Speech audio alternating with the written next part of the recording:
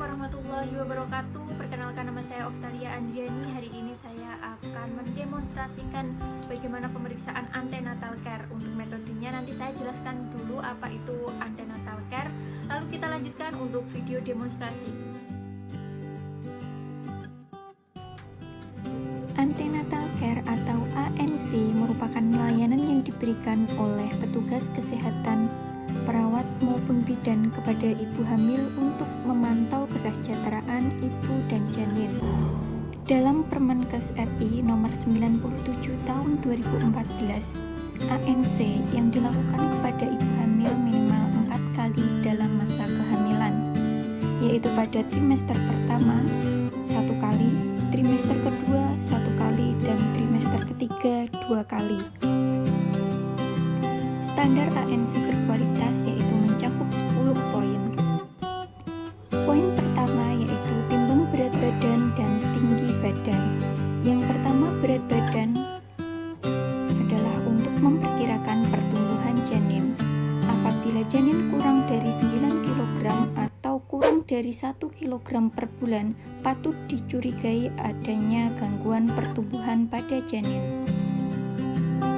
Sedangkan pengukuran tinggi badan pada saat pertama kehamilan adalah untuk mendeteksi CVD atau pinggul sempit, yang dimana kurang dari 145 cm.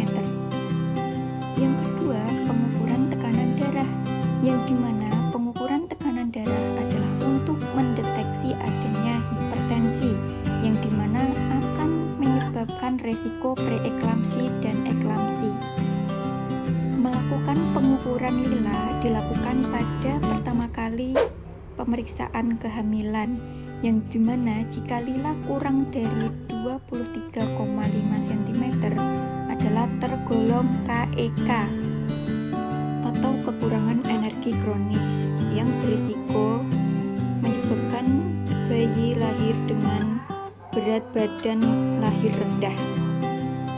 Yang keempat yaitu menentukan presentasi dan denyut jantung janin, yang dimana pengukuran dimulai pada akhir trimester kedua yang bertujuan untuk mengetahui letak dan posisi janin.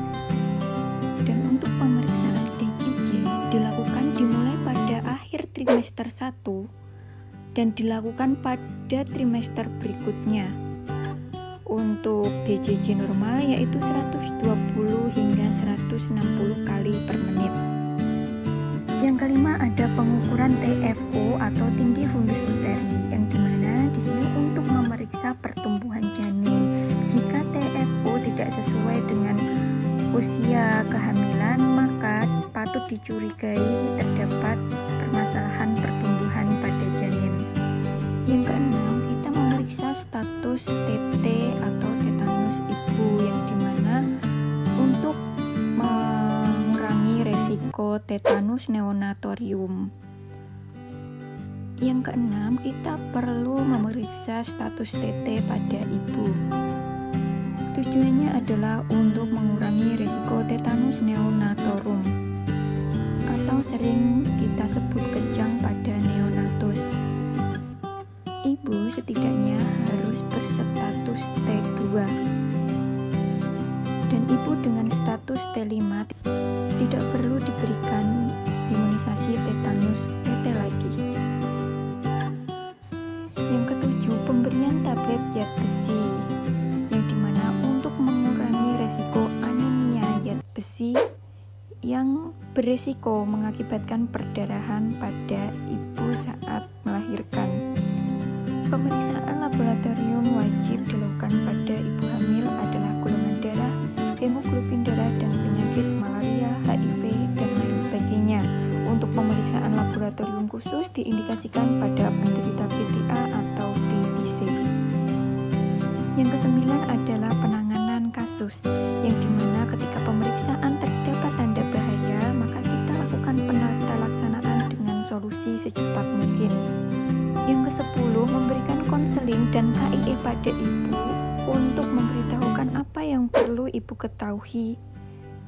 Yang pertama adalah tentang kesehatan ibu, ASI eksklusif, asupan gizi seimbang, inisiasi menyusui dini, perilaku hidup bersih dan sehat, KB pasca persalinan, bagaimana suami dan keluarga mendampingi ibu, KB pasca persalinan, dan tanda bahaya kehamilan persalinan.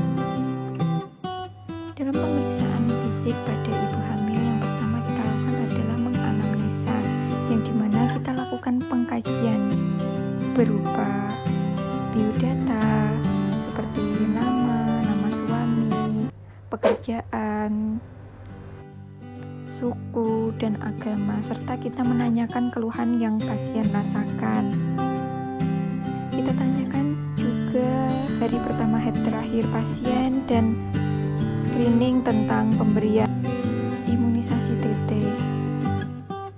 Tanyakan juga pergerakan janin dalam 24 jam terakhir. Setelah lembar anamnesa sudah terisi semua, kita lakukan pemeriksaan Leopold 1 sampai 4, yang dimana untuk mengetahui posisi janin. Selamat pagi Bu. Perkenalkan, nama saya Prabokta yang bertugas pada shift pagi hari ini. Saya akan melakukan pemeriksaan Leopold 1 sampai 4. Sebelumnya apakah Ibu bersedia? Ya, bersedia. Bisa menyebutkan namanya Bu? Nama saya Ayu. Baik Bu Ayu, saya cek dulu ya, 21 November 1998 ya. Baik Bu, saya mulai untuk pemeriksaan Leopoldnya dulu ya. Sebelumnya saya cuci tangan dulu.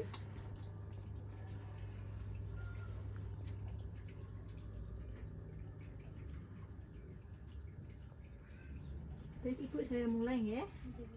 Misi, saya buka dulu perutnya. Sebelumnya bersih dulu. Jangan lupa gosok tangan untuk menghangatkan agar Ibu tidak kedinginan. Leopard pertama, kita di samping bawah pasien. Kita satukan, kumpulkan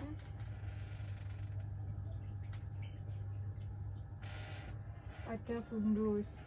Jangan lupa untuk diukur menggunakan Medline dari simpisis sampai fundus. Hasilnya 24. Untuk pemeriksaan Leopard 2, yaitu kita mengetahui bagian kanan dan kiri dari perut ibu dengan cara kita tekan salah satu tangan kita. Kita akan mengukur yang bagian kiri dari ibu. Jadi yang bagian kanan tangannya kita agak tekan. Terus jika teraba kecil-kecil adalah jari-jari. Kalau teraba seperti papan agak melengkung berarti punggung janin.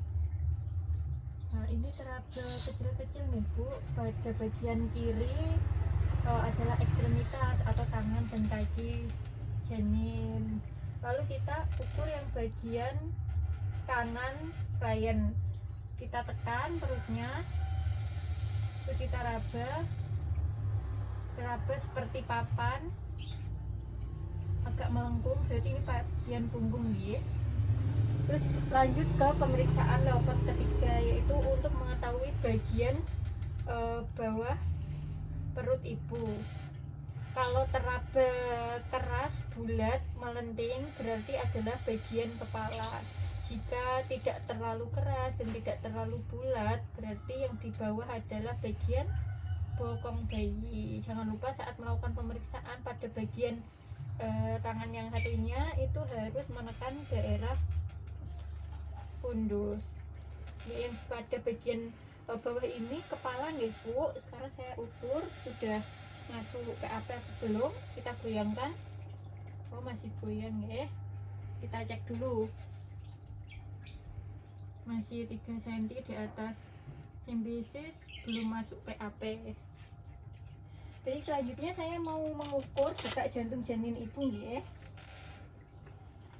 Karena tadi pada bagian kiri adalah ekstremitas dan bagian kanan adalah punggung, jadi kita mengukur pada bagian kanan, pada bagian punggung bagian kanan, yaitu kanan bawah. Jangan lupa dinyalakan. Jangan lupa berikan gel. Lalu ditekan sekitar 1 menit. Baik ibu, untuk detak jantung janinnya 132 dalam keadaan normal ya.